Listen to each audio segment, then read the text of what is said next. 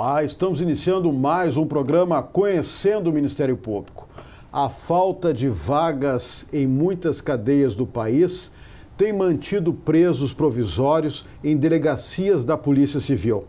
A situação das DPs da região metropolitana de Porto Alegre é crítica, tanto que o Ministério Público ajuizou ação contra o Estado para que presos não fiquem em delegacias além do tempo de realização dos procedimentos de polícia judiciária.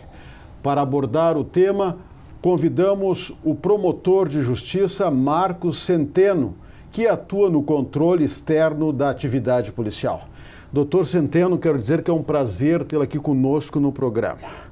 O que levou o Ministério Público Gaúcho a ajuizar a ação civil pública contra o Estado e qual é a sua expectativa? Inicialmente é uma satisfação a gente poder participar desse programa e poder narrar uma pequena faceta da nossa atividade no controle externo da atividade policial. O que nos levou foi a recorrência de uma situação que começou a despontar no ano passado, 2015, e que passou a viver momentos críticos agora em 2016, justamente com o acúmulo de presos, né? Tanto presos por medida provisória, flagrante, como presos em função de recaptura, presos condenados já, nas delegacias de polícia, em especial região metropolitana. Em face dessa notícia, que foi amplamente divulgada pela imprensa, e até por provocação dos próprios delegados de polícia, então responsáveis pelas carceragens das DPs, nós ingressamos com essa ação, né, com a pretensão de tanto retirar os presos que houvessem nas delegacias, como de forma preventiva evitar que novas situações surjam nesse aspecto. Doutor Centeno, essa situação mudaria alguma coisa se o Presídio Central e também a modulada de Charqueadas não tivessem interditadas em consequência da superlotação de presos? Essa situação de superlotação não é novidade para nós, não é novidade no próprio sistema. Evidentemente, como o Presídio Central é a maior casa prisional do Estado, qualquer situação ali, a vida impacta todo o nosso sistema, principalmente a região metropolitana. Mas a gente tem que lembrar que o sistema carcerário gaúcho não se resume tão somente ao Presídio Central. São 141 casas prisionais, evidentemente cada qual com as suas particularidades, até para receber presos de regimes diversos, mas o fato é que não podemos ficar adstrito tão somente ao que acontece no Presídio Central. O administrador do sistema, que é o Poder Executivo, isso tem que ficar bem claro, ele tem que ter a liberdade, ele tem que ter alternativas para eventual interdição judicial, né? Então, cabe ao administrador, e isso a gente também alerta na ação, dar vazão a esses presos e fazer a realocação desses presos. Só para os telespectadores entenderem, o que diz hoje a Constituição Federal e principalmente a Lei de Execuções Penais sobre essa situação que nós vivemos hoje? Bom, a Constituição Federal, ela parte de uma série de princípios, né, que vão a começar lá no seu artigo 5º, que trata dos direitos individuais. Ela regula alguns princípios de tratamento da pessoa, né? Seja do preso, ao dizer que não se pode impor penas cruéis, ao dizer que os direitos têm que ser respeitados, que a integridade física e moral tem que ser observado. Ela passa a dizer que a execução da pena tem que ser individualizada, né? Assim como a própria pena. E nessa esteira, a Lei de Execuções Penais também se conduz para a individualização dessa execução de pena. Ao iniciar Primeiro, por uma classificação do preso. O preso, ao ingressar no sistema, ele vai ser classificado conforme a pena que tem que ser cumprida, né? Vai haver uma separação de presos. Presos provisórios não podem ser recolhidos, ser detidos junto com condenados. Pelo tipo de crime, condenados por crime hediondo, por exemplo, não podem cumprir pena com condenados por crimes comuns. O preso provisório, que comete, por exemplo, um crime com violência e grave ameaça à pessoa, ele tem que ser separado de outros presos com uma menor periculosidade, assim o reincidente ou não. E segue a própria LEP estabelecendo outros até direitos que não seriam até nem inerentes à condição de preso, mas à condição de pessoa, né? Que é o direito à alimentação, por óbvio, ao direito à higiene, ao direito à assistência à saúde, né? São requisitos básicos que não encontram a menor possibilidade de serem satisfeitas dentro de uma delegacia de polícia. Que, diga-se de passagem, delegacia de polícia não é órgão de execução. Os órgãos de execução da pena estão previstos na LEP, estão ali arrolados, e delegacia de polícia, as celas da delegacia de polícia, elas não são órgãos de execução penal. Agora, sobre isso que estamos falando, doutor Centeno, não havia um projeto tramitando há uns 4 ou 5 anos na Câmara dos Deputados? Este projeto, na verdade, ele está parado. O último andamento dele foi do início do ano passado. E esse projeto previa justamente a impossibilidade de permanência do preso em dependências, em repartições, em celas de repartições policiais, tanto federais como estaduais. Né? Esse projeto ele recebeu uma emenda da Comissão de Justiça, porque ela trazia ali um aspecto que autorizaria, por exemplo, policiais a fazerem escolta de presos. Isso foi suprimido por uma emenda, né? De fato que por este projeto, e é o nosso entendimento também na ação, aquela pessoa que é presa, conduzida à delegacia nessa situação, seja por que motivo for, ele só pode permanecer na instituição policial, na repartição policial, pelo tempo necessário para a prática daquele ato a cargo da polícia. Seja ele um flagrante, não se justifica que, lavrado o flagrante, expedido nota de culpa, o preso permaneça, né? Seja ele um reconhecimento, uma oitiva, alguma coisa nesse sentido. Agora eu fico pensando como dormem, como se alimentam, como, em que situação, em que condições ficam esses presos nas celas das delegacias de polícia, doutor Centeno? Bom, primeiro não dormem, né? A cela da delegacia de polícia, ela não é um local, como eu disse, de recolhimento de preso. Ela é um local de, quanto muito, de contenção. Né? Naquele local ali está aquele preso justamente por esse tempo necessário à prática do ato de polícia.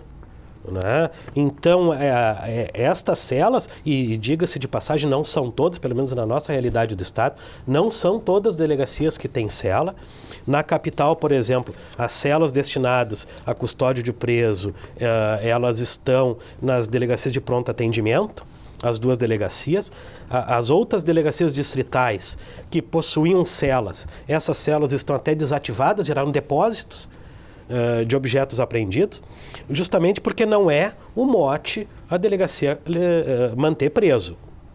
Né? Então, nesses locais onde são lavrados flagrantes, esses presos estão ali só pelo precário tempo para a lavratura de ato. Não existe cama, não existe cobertor, roupa de cama muito menos.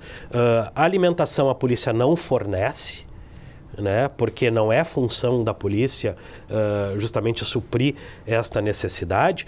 Quando ocorre nesses casos de durar mais tempo, geralmente o próprio familiar fornece alguma refeição, algum lanche para este preso. E existem situações, por exemplo, no interior, que às vezes os familiares não podem, que às vezes os próprios policiais tiram do seu bolso e acabam comprando, justamente porque o Estado a polícia não tem verba para isso, acaba comprando um alimento para esse preso. Nessa situação que nós vivenciamos, o que acontece?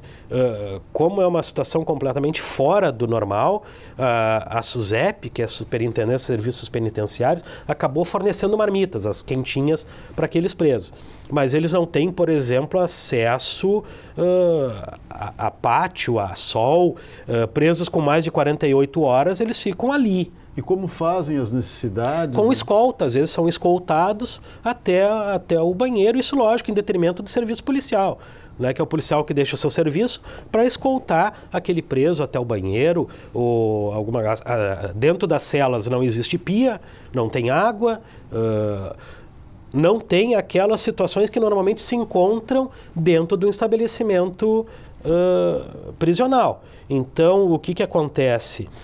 A despeito de toda a precariedade que a gente conhece, que estão nossos estabelecimentos prisionais, ainda assim são melhores que as condições oferecidas numa carceragem de uma delegacia, que é um local, se frisa, de passagem e não de permanência de preso. Além dessa falta de estrutura que o senhor colocou agora por parte das delegacias de polícia, que não tem como manter presos provisórios, essa questão que estamos abordando aqui hoje, ela fere, de certo modo, ela afronta o princípio da dignidade humana. Por isso, o papel importante, o papel fiscalizador do promotor de justiça. Com certeza. Como eu disse, o respeito à dignidade humana está previsto lá na Constituição Federal. E essa completa ausência equivale até mesmo a submeter aquele preso a uma situação de constrangimento, a situação vexatória, também vetada na nossa Carta da República. A nossa atuação, ela tanto é em favor dessas condições, dos direitos da pessoa, como também da própria atividade policial. E isso é necessário que seja também esclarecido. Quando o Ministério Público exerce o controle externo, ele não o faz única e exclusivamente ou com o viés de buscar apurar irregularidades cometidas por policiais ou na polícia. Na verdade, o mote maior é justamente procurar suprir essas deficiências, corrigir estas falhas, né? Atuar no aprimoramento da atividade policial, né? Então, na medida em que esta situação começa a refletir na atividade policial, entra a atuação do controle externo. E por isso que nós movemos esta ação, né? Também com este viés de conferir a regularidade, porque essa situação, além de irregular, é completamente ilegal. É um trabalho que não é fácil seu, por isso lhe pergunto, são muitas as inspeções que o Ministério Público faz nas delegacias? Aqui no Estado nós temos já essa praxe há mais de 15 anos. Nós temos, em cumprimento do ordenamento constitucional que confere ao Ministério Público o controle externo da atividade policial, nós temos uma lei complementar estadual que a regulou no ano de 2001. A contar de 2002, periodicamente, nós já vimos efetuando essas visitas, esses atos de controle, e atualmente reguladas que estão pela Resolução 20 de 2007 do Conselho Nacional, elas são feitas semestralmente, ou seja, 2 vezes por ano, ordinariamente. Nós visitamos todas, nós e os outros colegas que atuam no interior, cada promotor atua junto aos órgãos situados na sua comarca. Então se faz essas visitas periodicamente, pelo menos 2 vezes por ano, sejam em órgãos da Polícia Civil, sejam também em órgãos da Polícia Militar. Claro. Agora, dentro desse quadro que estamos falando, eu sei também que existem algumas queixas de policiais, porque esse trabalho, essa atividade de custódia, guarda de presos, isso pertence à atividade do agente penitenciário. Sim, com certeza. Tanto é que um dos nossos demandantes foram justamente os policiais delegados que se defrontaram com esta situação completamente anômala. né? Lá a Constituição, quando estabelece lá no seu artigo 144 os órgãos encarregados da segurança pública, ela vai atribuir às polícias principalmente a atividade de polícia judiciária e investigação criminal. Não há nenhuma referência a nenhuma atividade relacionada com execução penal. Isso o legislador é bem claro, até por uma opção legislativa de separar as duas atividades. Uma atividade de persecução penal, outra atividade de execução penal. Quem faz uma não faz a outra, por opção do legislador, né? Então, quando se define os órgãos encarregados dessa atividade de persecução e se atribui essa atividade, não se está pensando que venham a proceder atividades estranhas. Inclusive, e isso nós também sustentamos, inclusive porque caracteriza desvio de finalidade, né? Isso caracteriza um ato de ilegalidade e atenta contra a eficiência. Né? Lá quando o legislador coloca que a segurança é dever do Estado, direito do cidadão, dever do Estado, e tem que ser prestado com eficiência na medida em que eu desloco órgãos policiais para prestar uma atividade completamente estranha à sua finalidade, eu estou praticando um desvio. Eu não ouvi falar, mas pelo panorama que o senhor tem aqui no Rio Grande do Sul, existe algum perigo de rebeliões ou até mesmo de fugas de delegacias de polícia, como já aconteceu, porque eu sei, eu acho que no Paraná, né, presos de fugirem de delegacia? Esse perigo é real e sempre presente na medida em que eu tenho pessoas indevidamente recolhidas em estabelecimento inapropriado. Como eu disse, a cela ali é um local de contenção, ela não se destina a uma permanência mais alongada. Os policiais, eles são treinados para atividade de polícia, né? Embora policiais, a atividade de carceragem é diferente, né? Mas, na medida em que eu tenho um grande aglomerado de pessoas em um só local, o que acontece? Eu vou ter ali atritos normais, seja para superlotação, seja porque, por eu não ter condições de separar esses presos, eu vou ter, muitas vezes, presos de facções diferentes que vão se defrontar ali. Isso gera um perigo. Gera o perigo para os próprios presos e gera o perigo para aquele policial que está ali encarregado, né? Que indevidamente é colocado numa posição de responsável por aquelas pessoas que ali estão indevidamente. Então, esse risco existe e agora, antes de nós entrarmos com a ação, nós tivemos notícia de que presos nessa situação teriam tentado colocar fogo em papéis ou colocado efetivamente fogo em papéis dentro da carceragem daquela delegacia que fica no próprio Palácio da Polícia. Então, esse risco sempre existe. O senhor entende que a manutenção de presos em delegacias de polícia é um reflexo do esgotamento que vive hoje o sistema prisional brasileiro?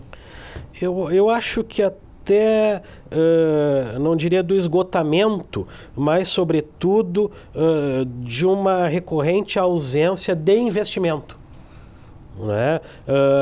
Porque isso é previsível.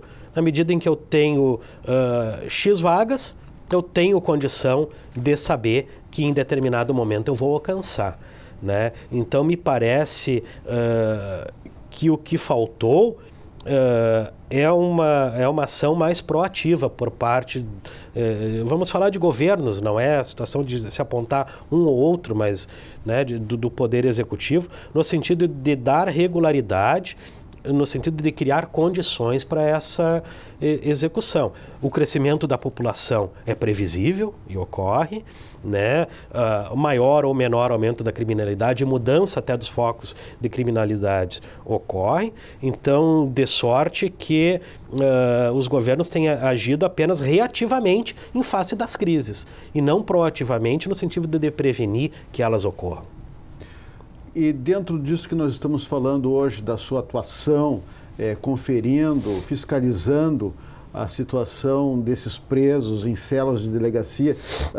Qual seria a sua maior dificuldade hoje? Olha, o que acontece? A dificuldade maior é justamente tentar demover esses presos. Né? Tentar demover por conta, talvez, não sei se de omissão, mas ou talvez da incapacidade do Estado de reagir a essas situações. Né? Então, nosso objetivo, objeto da ação, é justamente que se busque, não digo a solução para o problema, até porque é difícil, e inclusive aqui no Estado nós já tivemos outras ações objetivando a criação de vagas. O Estado está condenado com trânsito em julgado a criar vagas em todos os 3 sistemas, todos os 3 regimes de execução, né? E nós estamos executando porque não se vê movimentação no sentido do Estado atender esta demanda. Claro, eu falo isso porque o Ministério Público, o promotor de justiça, como fiscal da lei, diante de uma situação que ele vê, que ele enxerga, ele tem que agir. Sim. Ele tem que buscar uma solução imediata para resolver esse problema. Justamente, é o que procuramos fazer, tanto com a demanda no sentido de obrigar o Estado a criar vagas, né? E estamos procedendo à execução, como nessa demanda de tentar que esses presos não fiquem ali, né? Até justamente por conta de que, constatada essa situação, seja por demanda externa, seja nos próprios atos decorrentes do controle externo, nós não podemos nos quedar inerte, né? Então nós temos que nos socorrer do Poder Judiciário, né? Que é quem tem o poder de dirimir essas questões e de orientar a atuação do Estado quando este também se omite, né? No sentido de que justamente podemos encaminhar essas situações. Claro que não é fácil, assim como os seus colegas que atuam na execução criminal fiscalizando presídios. Mas nós estamos encerrando o programa, mas o senhor ainda tem 2 minutinhos para suas considerações finais. Sim. Então, o que a gente gostaria de dizer? Nós sempre tivemos o nosso Estado na alta conta e reconhecido até em nível estadual como um Estado que não possuía presos em delegacias. E isso há mais de 30 anos, essa realidade não apontava no Estado. Nós temos uma grande preocupação em não deixar que essa realidade se instale por aqui. Tal como existem, e não é uma crítica a outros estados, mas tal como existem outras unidades federadas. Paraná, por exemplo, é um estado onde existem 19 mil presos dentro do sistema e 9 mil nas delegacias. Então, essa situação está institucionalizada, lamentavelmente. O Brasil já foi apontado pela Corte Interamericana de Direitos Humanos, órgão da OEA, e já sofreu várias denúncias nesse sentido. Ele já foi apontado e foi recomendado a imediata extinção de carceragens das delegacias. E, lamentavelmente, essa situação permanece, continua ocorrendo, ao contrário de tudo aquilo que a gente vem pregando, né? A Constituição Federal nos parece que, nesses aspectos, está sendo encarado como letra morta, né? Daí porque a nossa ação nesse sentido, né?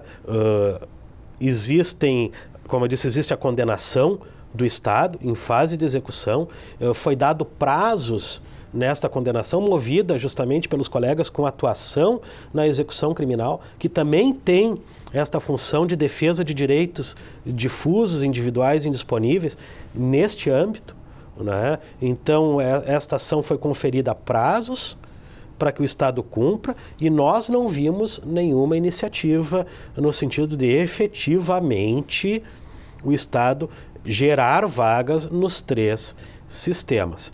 A despeito de todas as iniciativas louváveis a seu turno, no sentido de se buscar outros meios, outras formas de cumprimento de execução criminal, de outras medidas, que não necessariamente a privativa de liberdade, o fato é que nós não podemos ignorar que existem pessoas que não podem conviver em sociedade. Essas pessoas têm que ser cerceadas, né, reeducadas para aqueles que defendem esta posição, mas o fato é que o poder público vem há muito se omitindo nesta situação. Daí porque eu acho que nós não podemos, o Ministério Público, né, como principal garantidor dos direitos individuais indisponíveis e difusos, não pode se quedar inerte. Ok, promotor de justiça Marcos Centeno, que atua no controle externo da atividade policial. Mais uma vez, eu agradeço a sua participação no programa, a sua gentileza em aceitar o nosso convite. Nós que agradecemos, muito obrigado. Ok. Se você tem críticas, sugestões, mande um e-mail. Mande um e-mail para o endereço eletrônico que está na tela. Lembramos também que esse quadro poderá ser revisto em nosso canal no YouTube. Na próxima semana, voltaremos com mais um assunto de interesse da sociedade no programa Conhecendo o Ministério Público. Até lá!